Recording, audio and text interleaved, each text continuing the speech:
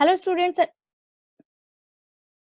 hello students and welcome to the channel SNW Physics Classes. If you really understand the concepts taught here, please turn the black thumb blue.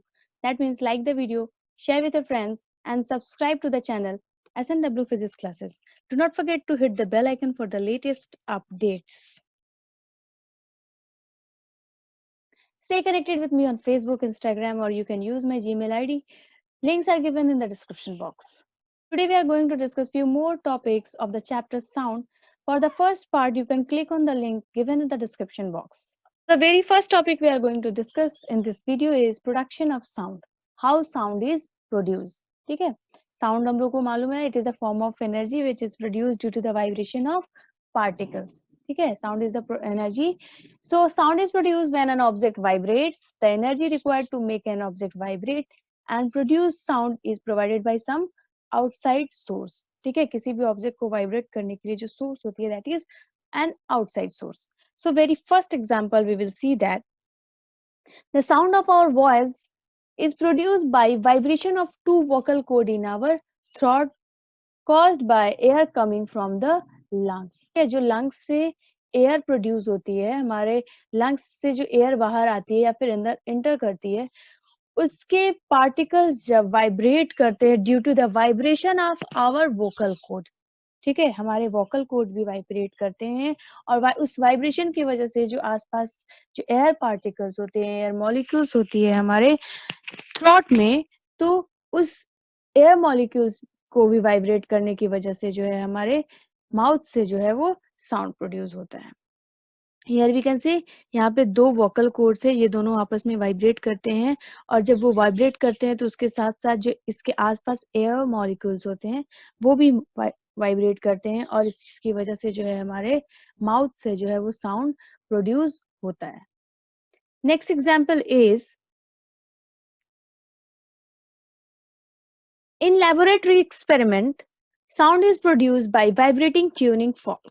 ठीक है, tuning fork की vibration की वजह से जो है laboratory में जो है साउंड प्रोड्यूस होता है. हम लोग किसी भी एक्सपेरिमेंट को करने के लिए अगर साउंड प्रोड्यूस करते हैं तो वाइब्रेटिंग ट्यूनिंग फॉर्क. ठीक है, यहाँ पे हम लोग क्या कर सकते हैं, ट्यूनिंग फॉर्क एक डिवाइस है, एक छोटा सा इंस्ट्रूमेंट है जो कि वाइब्रेटिंग पॉन्ज और एक हैंडल से बना हुआ होता है. ठीक है, ये जो वाइब्रेटिंग पॉन्ड है that is made up of metal.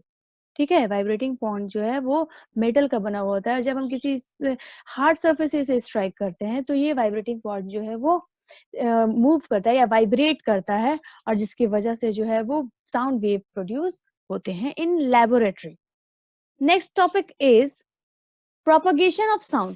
When an object vibrates, then air layer around it also start vibrating exactly the same way and carry sound waves from the sound producing object to our ears. ठीक है, यहाँ पे अगर किसी person ने कहा ब्ला, तो ब्ला की तरह ही जो है उसके एयर पार्टिकल्स उसके माउथ के आसपास जितने होंगे वो वाइब्रेट करेंगे एग्जैक्टली इन सेम वे और वो कैरी करेंगे, प्रोपगेट करेंगे, ट्रैवल करेंगे टू आवर ईयर्स. ठीक है, हमारे ईयर्स तक भी वो उसी मैनर में वाइब्रेट करके और हमारे ईयर्स तक पहुंचेंगे और हमें भी वो ब्ला ही सुनाई देगा अगर किसी ने ब्ला कहा है तो, because the particles of air layer are vibrating exactly in the same way.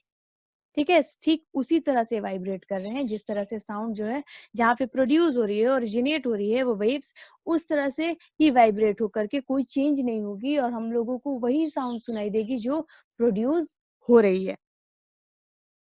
Next is speed of sound. The speed of sound depends on nature of material. ठीक है, किसी भी मटेरियल का जो नेचर होता है उस पर स्पीड ऑफ साउंड डिपेंड करता है. Here we can see in solid speed of sound is maximum. ठीक है, पार्टिकल जो है वो सबसे पहले यहाँ पर आकर पूरे पार्टिकल्स फॉल कर गए. It shows that the speed of sound in solid is maximum. ठीक है, लिक्विड में कंपैरेटिवली लो होती है स्पीड और गैसेस में जो होती है दैट इज द लीस्ट. ठीक है, गैसेस में अगर हम लोग स्टेट में देख ले तो सॉलिड स्टेट में जो है वो साउंड की स्पीड जो होती है वो मैक्सिमम होती है और गैसेस स्टेट में मिनिमम होती है.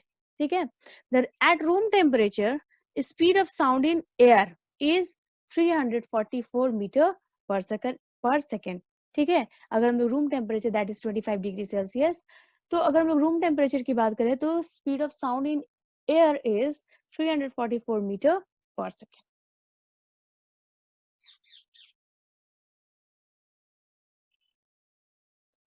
Now the second thing on which the speed of sound depends is temperature. ठीक है, the speed of sound depends on temperature. As soon as we increase the temperature, the speed of sound increases. The speed of sound depends on humidity of air. Humidity means the amount of water molecules present in air. जितनी ज्यादा humidity होगी, speed of sound जो है वो उतना ज्यादा होगा.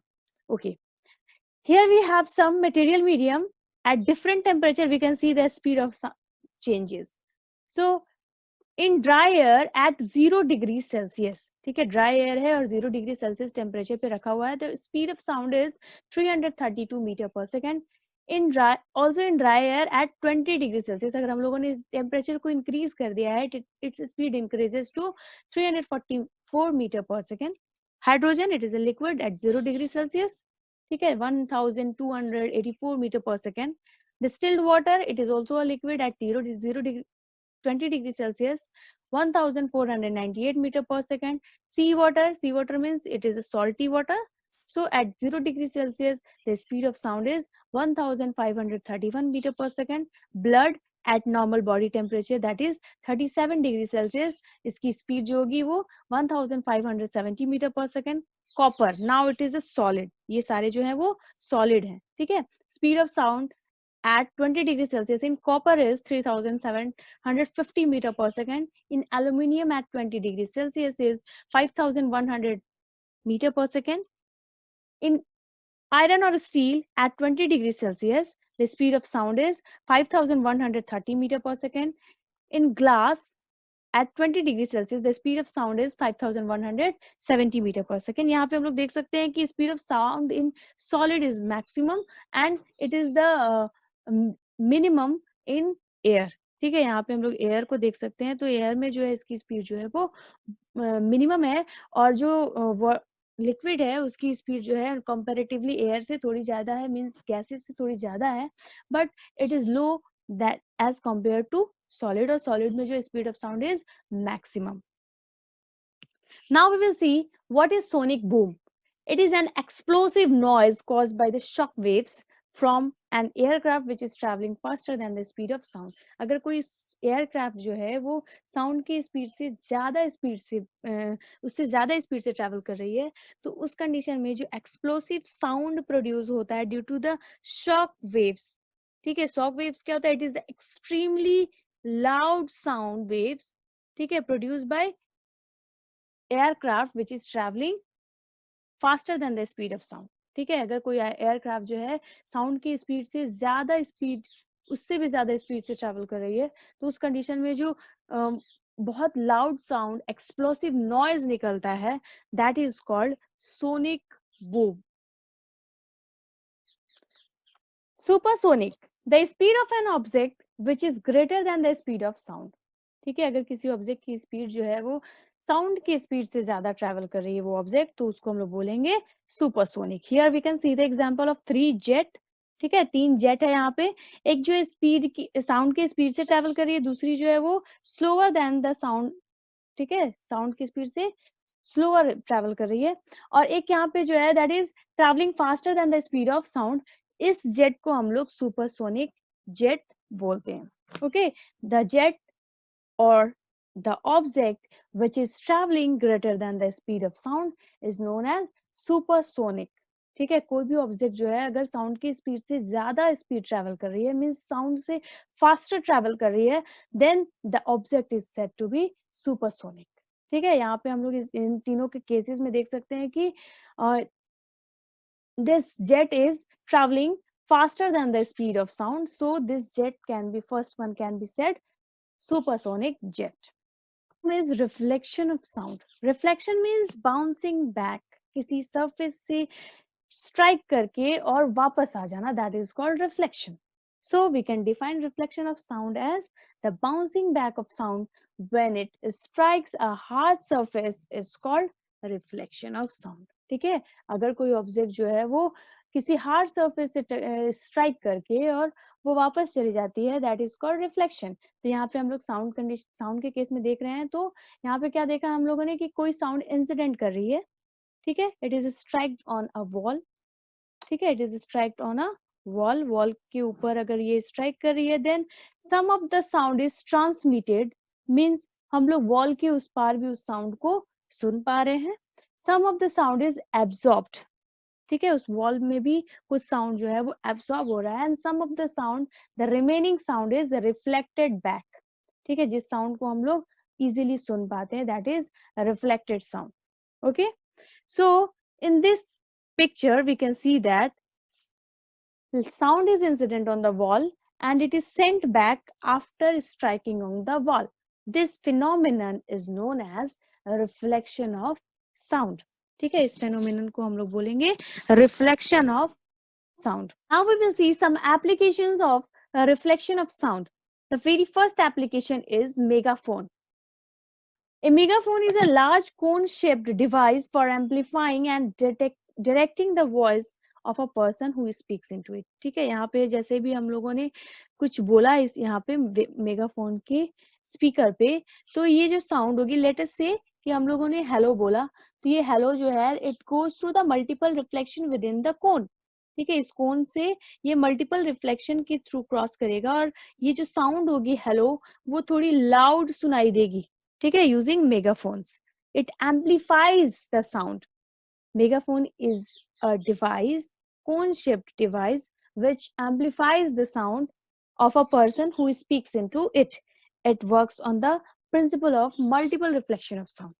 ठीक है, मल्टीपल रिफ्लेक्शन, जैसे ही हम लोगों ने हेलो कहा तो ये साउंड जो है बार बार रिफ्लेक्ट हो रही है, मल्टीपल रिफ्लेक्शन के थ्रू क्रॉस कर रही है, और उसके बाद जो है वो साउंड जो है हम लोगों को लाउड सुनाई देगी, एम्पलीफाई होकर के बहुत तेज सुनाई देगी। Next use of a reflection of sound is stethoscope. It is a medical instrument used by doctors for listening to the sound produced within the human body, mainly in heart and lungs. ठीक है, specially जो है doctors क्या करते हैं, जब भी हमें फीवर होती है या फिर कोई भी प्रॉब्लम होती है जिसकी वजह से हमें कुछ हमारी बॉडी में कुछ डिफेक्ट्स होती है, तो डॉक्टर्स क्या करते हैं, स्पेशली फीवर के केस में देखते हैं कि हम लोगों की हार्ट बीट को वो सुनते हैं, because in the case of fever our heart beat increases, ठीक है, तो डॉक्टर्स क्या करते हैं, जैसे ही हमारे हार्ट से स्टेथोस्कोप को लगाते हैं तो क्या होता है, उसको उस स्टेथोस्कोप की ट्यूब में इस तरह से कुछ हमारे हार्ट बीट जो है वो मल्टीपल रिफ्लेक्शन से क्रॉस करते हैं, ठीक है, मल्टीपल रिफ्लेक्शन होती है हमारे हार्ट बीट की, और वो फिर एम्पलीफाई होकर के यहाँ पे जो है वो रिसीव किए जाते हैं, डॉक्टर्स जो है उसे उसकी एम्पलीफाइड साउंड को इजीली सुन पाते हैं और हमारे हार्ट बीट को वो इजीली कैलकुलेट कर सकते हैं, और वो हमारे लंग्स और हार्ट को इस तरह से इन्वेस्टिगेट करते हैं, they can hear the sound of internal organs like heart and lungs. Next is soundboard. It is a concave board which is placed behind the speaker in large hall or auditorium. ठीक है, किसी भी auditorium में हम लोग देखते हैं तो कुछ फॉल्स इस तरह से कर्व सीलिंग लगाई होती है, curve ceiling, so that if a person is speaking here, ठीक है, अगर कोई भी स्टेज के पास बोल रहा है या फिर किसी पर्टिकुलर जगह पे जाकर के बोल रहा है किसी भी चीज को, तो वो उस हॉल में प्रेजेंट हर एक मेंबर को वो कैसे सुनाई देगी, just because of reflection through the concave board, ठीक है, कुछ इस तरह से कॉनकेव बोर्ड्स लगे हुए होते हैं, और ये जो बोर्ड होती है वो कॉनकेव इसलिए होती है बिकॉज अगर किसी एक पॉइंट से अगर हम लोग कोई भी चीज को बोल रहे हैं, कोई भी साउंड प्रोड्यूस कर रहे हैं, तो क्या होगा, वो हर एक मेंबर को किसी भी डिस्टेंस पे वो बैठा हुआ है वो इजिली सुन पाएगा due to the reflection. A concave board which is placed behind the speaker in large hall or auditorium so that his speech can be heard easily even by the person sitting at considerable distance, ठीक है, कोई भी यहाँ पे इंसान ऐसे बैठा हुआ है तो क्या होगा कि हम लोग उसको easily सुन पाते हैं because of this concave board, ठीक है, because of this concave board we can easily hear the sound of the speaker at any distance in auditorium or any hall. Now our next topic is echo. The repetition of sound caused by reflection of sound wave. ठीक है, अगर एक ही sound wave जो है वो बार बार reflect होकर के सुनाई पड़े, that is called echo. We can hear the original sound and the reflected sound separately only if there is a time interval of at least 0.1 second.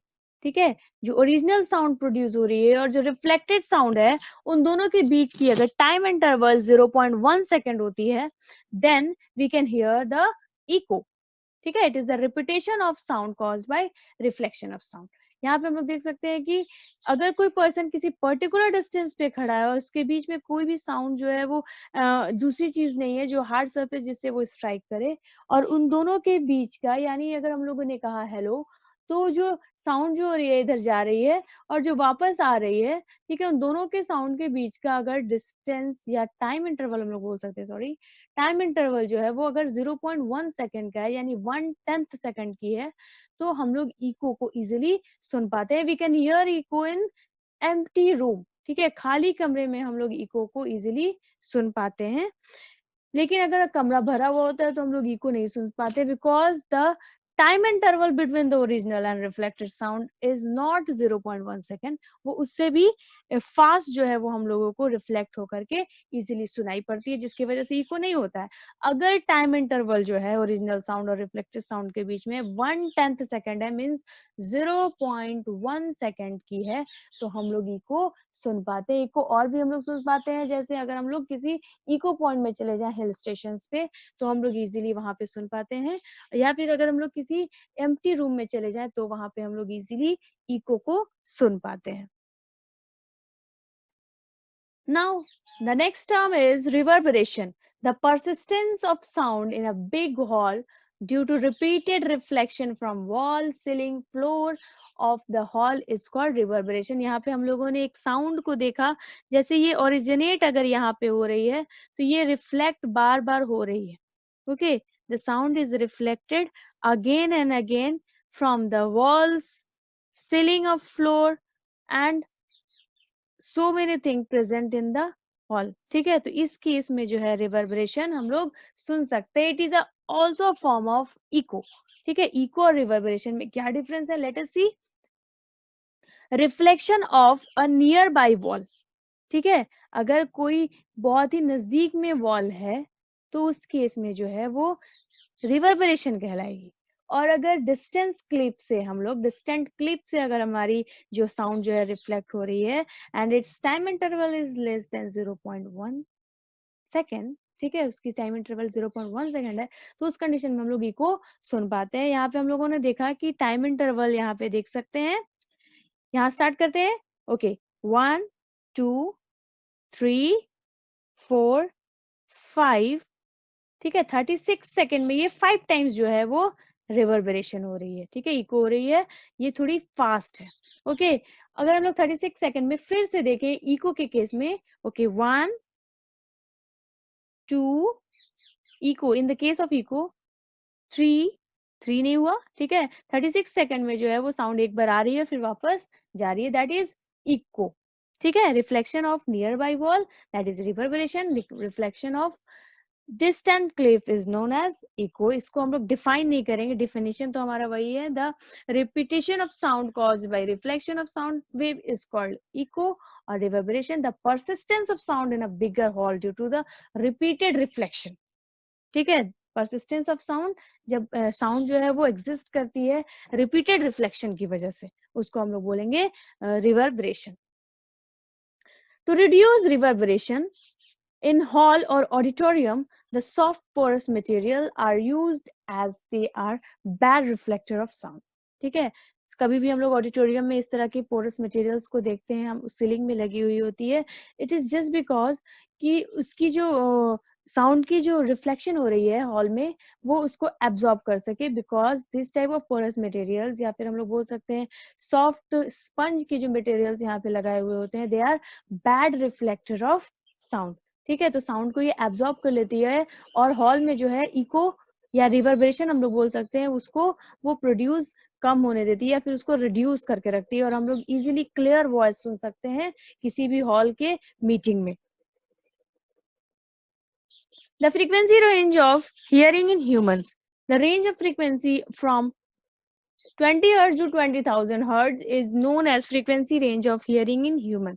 ठीक है, हम लोग किस साउंड को सुन सकते हैं? सिर्फ इतनी ही फ्रीक्वेंसी को सुन सकते हैं, 20 हर्ट्ज से 20,000 हर्ट्ज की फ्रीक्वेंसी को सुन सकते हैं। ना 20 हर्ट्ज के नीचे की साउंड को सुन सकते हैं, ना 20 हर्ट्ज के ऊपर 20,000 हर्ट्ज के ऊपर के साउंड को सुन सकते हैं। The sound of frequencies lower than 20 hertz is known as infrasonic sound. ठीक है, अगर 20 हर्ट्ज के नीचे की साउंड है, that is called infrasonic sound. The sound of frequencies higher than 20,000 hertz are known as ultrasonic sound. ठीक है, यहाँ पे हम लोग इस डायग्राम से समझ सकते हैं। The sound of frequency range 20 hertz below than 20 hertz is known as infrasound. ठीक है, infrasonic sound is also known as infrasound. ये जनरली एनिमल्स इसको सुन पाते हैं, जैसे एलिफेंट, डॉग्स, ये एनिमल्स जो है वो इंफ्रासाउंड को इजीली सुन पाते हैं। और we can say that generally जो एनिमल्स होते हैं वो बहुत कम से कम फ्रीक्वेंसी रेंज को भी सुन पाते हैं, so that they can detect the danger before humans can. ठीक है, जैसे अर्थक्वेक वगैरह आता है तो एनिमल्स को जो है ह्यूमन से पहले पता चल जाता है, just because they can hear infrasound. Okay, next one is human being. They can hear up to the range of frequency range of 20 hertz to 20,000 hertz. इससे ऊपर या इससे नीचे human beings नहीं सुन पाते हैं। Then third type of sound waves is that is ultrasound. ठीक है, over 20,000 hertz। ठीक है, 20,000 के हर्ट्ज के ऊपर जितनी भी साउंड्स होती है दैट इज कॉल्ड अल्ट्रासाउंड। और जनरली बैट्स जो है वो अल्ट्रासाउंड को सुन पाते हैं। Now let us see what is ultrasound. The sound having too high frequency which cannot be heard by human being. ठीक है, अभी मैंने बताया आप लोगों को कि 20,000 हर्ट्ज के ऊपर के साउंड को हम लोग बोलते हैं ultrasound, or we can say ultrasonic sound. The ultrasound is reflected just like ordinary sound waves and produces echo. ठीक, जिस तरह से ऑर्डिनरी साउंड वेव जो है रिफ्लेक्ट करते हैं, उसी तरह से अल्ट्रासाउंड भी रिफ्लेक्ट करते हैं और वो प्रोड्यूस करते हैं eco, just like ordinary sound. Due to its very high frequency, ultrasound has much greater penetrating power than ordinary sound. ठीक है, it has much greater penetrating power। और इस penetrating power की वजह से जो है अल्ट्रासाउंड के बहुत सारे एप्लीकेशन है। Let us see one by one what is the applications of ultrasound. Ultrasound is used in industry for detecting flaws in metal blocks without damaging them. ठीक है, अगर कोई बड़ी सी इंस्ट्रूमेंट है या फिर बहुत बड़ी सी मशीन है तो उसमें जो फ्लॉज होते हैं, उसमें जो क्रैक्स होते हैं या फिर उसमें जो फॉल्स होते हैं, उसको हम लोग डिटेक्ट करते हैं by using ultrasound. Here we can see in the diagram, यहाँ पे हम लोगों ने देखा कि जिस तरह से यहाँ पे फ्लॉज को डिटेक्ट किया जा रहा है। टॉप में अगर हम लोगों ने देखा तो टॉप में ऐसी कोई डैमेज, यहाँ पे कोई भी फ्लॉज अवेलेबल नहीं है। लेकिन जहाँ पे ये क्रैक्स है, ये जो हमारा जो ग्राफ है वो ऊपर उठ गया एंड यहाँ पे लिख दिया यहाँ पे कि here is a crack at a particular distance. यहाँ पे डिस्टेंस भी लिखा हुआ होता है। और यहाँ पे दूसरा क्रैक जो है वो इससे थोड़ी सी छोटी क्रैक है, तो यहाँ पे भी यहाँ पे एक फ्लॉ यहाँ पे दिखाया, क्रैक दिखाया, that is here it is. और यहाँ पे डिस्टेंस भी लिखी हुई होती है। It is not clearly visible in the diagram. ये डायग्राम में जो है ये जो क्रैक्स है या फिर हम लोग जो डिस्टेंस है वो हम लोग नहीं देख सकते हैं, बट ये जो ओरिजिनल यहाँ पे होती है दैट इज, यहाँ पे देखो हम लोगों ने कि कोई भी क्रैक नहीं है, तो ये ऐसे प्लेन यहाँ पे ऐसे चला गया top to bottom, there is no flaws, no any cracks. यहाँ पे हम लोग देखेंगे टॉप पे नो फ्लॉज, फिर थोड़ी देर पे यहाँ पे क्रैक्स है, ये डिटेक्ट करके यहाँ पे मॉनिटर पे ये इजीली शो कर देता है। और इस तरह से जो है हम लोग बड़े मशीन्स में जो है इजीली डिटेक्ट कर सकते हैं कि where is the flaw, where is the cracks. Next, ultrasound is used in industry to clean hard to reach part of objects such as spiral tube, odd shape machine and electronic components. ठीक है, किसी electronic components में या spiral shape tube है उसमें जो है किसी भी ह्यूमन बीइंग को मैनुअली पहुंचना मुश्किल होता है, तो उस केस में जो है अल्ट्रासाउंड क्लीनिंग होती है। अल्ट्रासाउंड को हम लोग वहां पे पेनेट्रेट करके और डर्ट पार्टिकल को, you can easily see here, यहाँ पे हम लोग अगर इमेज में देख रहे हैं तो डर्ट पार्टिकल पे साउंड आकर स्ट्राइक कर रही है और उस डर्ट पार्टिकल को डिस्ट्रॉय करके क्लीन कर रही है। Okay, ultrasound is used for cleaning. Next is ultrasound is used to investigate the internal organ of human body such as liver, gallbladder, pancreas, kidney, uterus and heart. ठीक है, यहाँ पे हम लोग देख सकते हैं, it is the normal ultrasound scanning of human lungs. ठीक है, यहाँ पे लंग्स की स्कैनिंग है. यहाँ पे सिंपली अगर यहाँ पे कोई भी डिफेक्ट नहीं है, कोई भी प्रॉब्लम नहीं है लंग्स में, तो ये नॉर्मली कुछ इस तरह से अल्ट्रासाउंड जो है वो अल्ट्रासाउंड स्कैनिंग जो है लंग्स की दिखाई देती है. ठीक है, इसी तरह से हम लोग और भी बॉडी पार्ट्स जैसे liver, gall bladder, pancreas, kidneys, uterus, heart, ये सारी चीजों की भी हम लोग इजीली जो है वो अल्ट्रासाउंड स्कैनिंग कर सकते हैं. जिस अगर उसमें कोई भी प्रॉब्लम है, कोई भी डिफेक्ट है, कोई भी इंजरी है, तो हम लोग उसको डिटेक्ट कर सकते हैं by using ultrasound. Next is ultrasound scan are used to monitor the development of fetus inside the mother's uterus. ठीक है, मदर यूटेरस के अंदर जो अनबॉर्न बेबी होते हैं उसको हम लोग इजीली स्कैन करके और उसमें मॉनिटर कर सकते हैं कि उसकी डेवलपमेंट कैसे हो रही है, या फिर वो कैसा बिहेव कर रहे हैं, या फिर उनकी जो ग्रोथ है वो प्रॉपर है या नहीं, हेल्दी बेबी है या नहीं. कुछ इस तरह से जो भी हमारा जो मॉनिटर होता है वो इस तरह से शो करता है. Here is the unborn baby. ठीक है, इन मदर्स वॉर्म, मदर्स की यूटेरस में इस तरह से हम लोग देख सकते हैं अनबॉर्न बेबी को. हम लोग उसके डेवलपमेंट को, उसके जो ग्रोथ है उसको हम लोग मॉनिटर कर सकते हैं. It is the ultrasound scanning of a foetus. ठीक है, हम लोग इजीली यहाँ पे using ultrasound we can scan or we can monitor the development of fetus inside the mother's uterus. So the next is ultrasound is used to break kidney stone into fine grains. ठीक है, यहाँ पे जैसे ही kidney stone को हम लोगों ने detect किया और अल्ट्रासाउंड की रेज को इस पे क्या किया जाता है, अल्ट्रासाउंड को यहाँ पे इस पे पेनेट्रेट कराया जाता है और किडनी जो स्टोन होता है वो फाइन पार्टिकल्स में स्प्लिट हो जाते हैं और फिर यूरिन के थ्रू वो बाहर आ जाते हैं विदाउट एनी सर्जरी. ठीक है, बिना सर्जरी को हम लोग ऑपरेशन इस तरह से किडनी के स्टोन का कर सकते हैं. अल्ट्रासाउंड को उस पे पेनेट्रेट करा करके और उसको फाइन पार्टिकल्स में ब्रेक करते हैं और through urine it is thrown out of the body. If you have any confusion, any problem related to the video, or you want any topic to be discussed on my channel, please comment in the comment section, or you can write using my Gmail ID which is given in the description box. Thank you very much for watching.